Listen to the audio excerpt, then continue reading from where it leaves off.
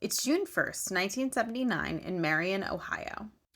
17-year-old Catherine Conley, a young mother to her 5-month-old baby Naomi, stepped out of her house around 8:45 p.m. to go to the nearby Kroger and grab some baby formula. She left her baby with her mom, Margaret, but then vanished and never returned home. Witnesses later reported seeing a heated argument in the parking lot, a man arguing with a woman who hit her over the head with an object as she screamed for help. And that woman was Catherine. She was kidnapped, thrown into a white van, and the van drove off. 2 weeks later, on June 15th, her partially decomposed body was found in Morrow County, near Country Roads 9 and 131. The autopsy revealed a fractured skull from blunt force trauma, so this was ruled a homicide. This is 19-year-old Dana Slane, someone that Catherine knew socially. They had a relationship for a short period of time, but she broke it off because of his violent temper.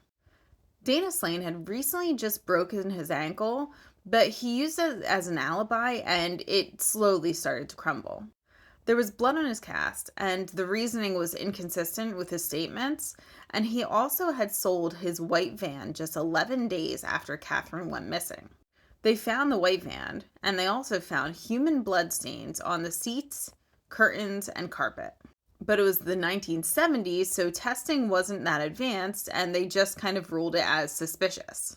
2 months later, in August of 1979, Slane was arrested for essaying 2 other girls who he had picked up in his van.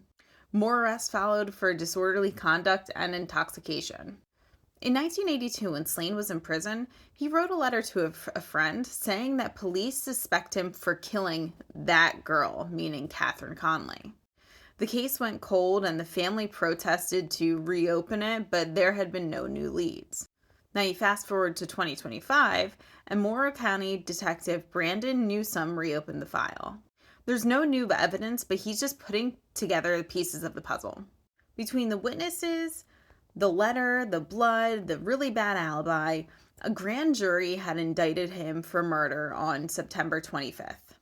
So he died in 2019. There was no trial, but the case was officially closed.